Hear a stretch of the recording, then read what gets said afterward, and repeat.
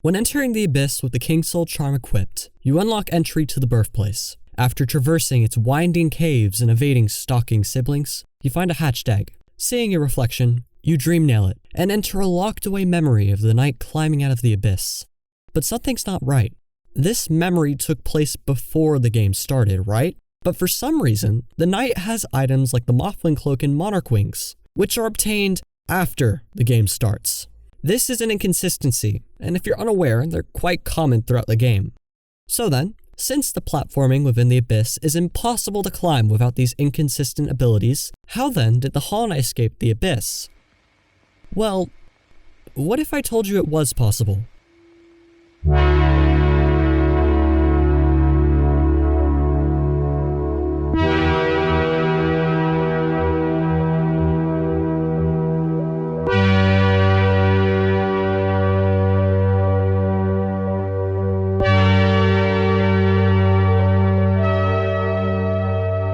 Let's begin by explaining the rules of the run. Rule 1. No charms, abilities, or spells, except for the Mantis Claw.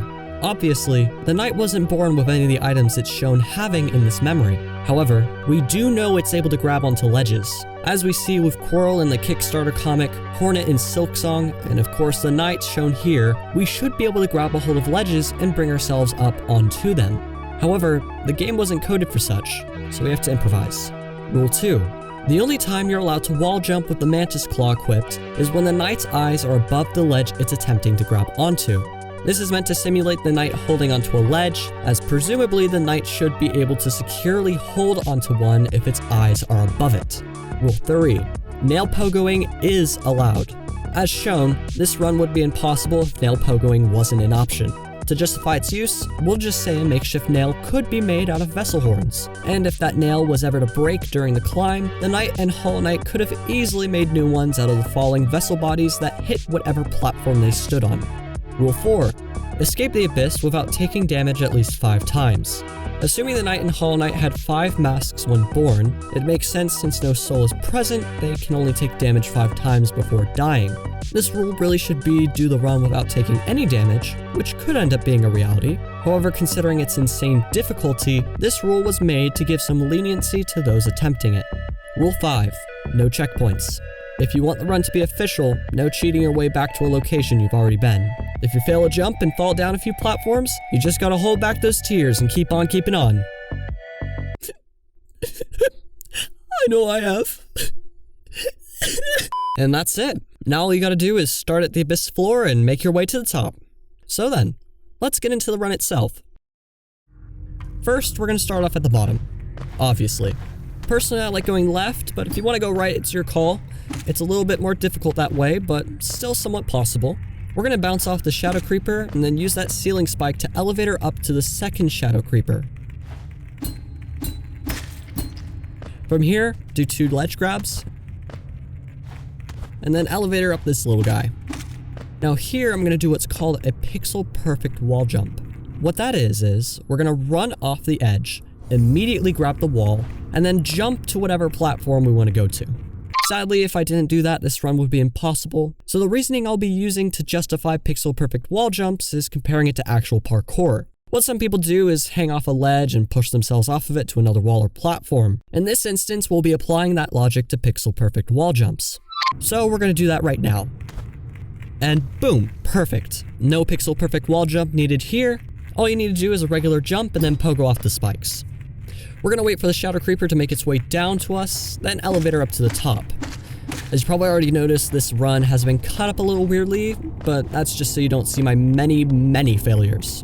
From here, we're gonna do another pixel perfect wall jump. This little platform is gonna be a little more difficult considering the limiting spacing, but same process, pixel perfect wall jump, and then pogo off that spike wall. Do another pixel perfect wall jump, and then you get some easy jumps.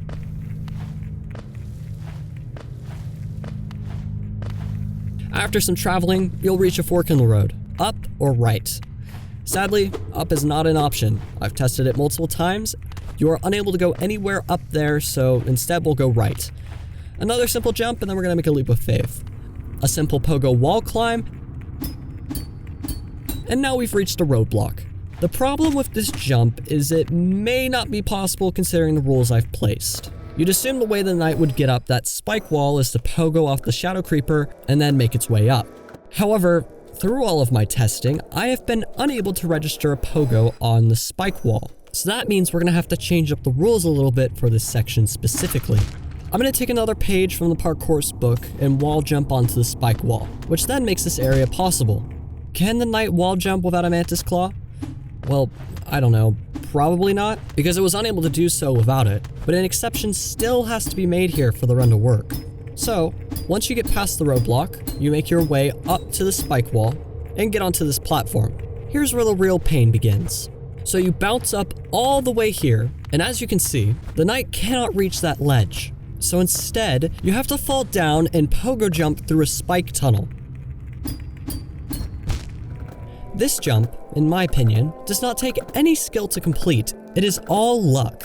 I'm sure there's some way to do it consistently, but as of right now, I can't see it. I've successfully gone through the tunnel 3 times, one of those done while I was getting this footage. The jump is so difficult to do that you are a genius if you're able to do it consistently. But getting through the tunnel isn't the end of it. Now you gotta pogo up the spike wall, and even better, there's a diagonal spike wall you have to climb up too. I haven't been able to get this on camera, but it is possible. I almost got it, as you can see here. I was able to register 1 pogo off the diagonal wall, and then I registered a second pogo. From here, I would have completed the jump, but sadly I didn't strafe left and ended up hitting the spikes. But this footage does show that the jump is possible. Like, oh my gosh, the Path of Pain's final jump is nothing compared to this monster. So if anyone's able to do both the tunnel and the diagonal wall in one go, you are the king of Hollow Knight parkour. No questions asked. You are literally hands down parkour king. Alright, back to the run. So assuming you beat the near impossible jump, go make your way left. Don't get confused like I did. Go left, go up, and then use the shadow creeper as an elevator. From here, it's a little bit difficult, but considering what you've seen prior, this is nothing. Just use the breakable object to boost yourself high enough where you can reach the ledge and grab it. Afterwards, you're gonna do some simple jumps, then pogo off that spike to reach the shadow creeper. Elevator up, try not to get hit like I did, and now you're home free. Just do the last 3 jumps, and congratulations! You've escaped the abyss like the Hollow Knight did. Give this person a round of applause. As you probably noticed, I didn't do this run in the memory version of the abyss. Sadly, there's no shadow creepers present there, so you get stuck pretty easily during the beginning. Maybe you could apply the roadblock exception rule for it, but I'd rather not be pushing any further the speculation needed to justify using the Mantis Claw in the first place. So there we have it, the Hollow Knight's Escape speedrun. So far, no one's completed it because A, it's extremely difficult, B, I'm the only one who actually cares about it right now, and C, I suck at Hollow Knight parkour. But if you do want to attempt the challenge, knock yourself out. Honestly, I think it's 20 times more difficult than the Path of Pain just considering that one jump. But besides the roadblock, it is possible. I'll be hopeful though. Maybe the roadblock is possible. Maybe it isn't. I'll put an update in the comments if it ever is. Sadly, I don't have much in the way of prizes for being the first to complete this, although if you are able to, you're proving that Team Cherry didn't just place a bunch of random platforms within the abyss, but carefully calculated each jump to be 100% possible, with the parameters set. Well, that's all for today. Sorry the next big video is taking a while to get out, but don't worry. I'll be talking about some very serious Hollow Knight lore. Besides that, leave a like and subscribe. See ya.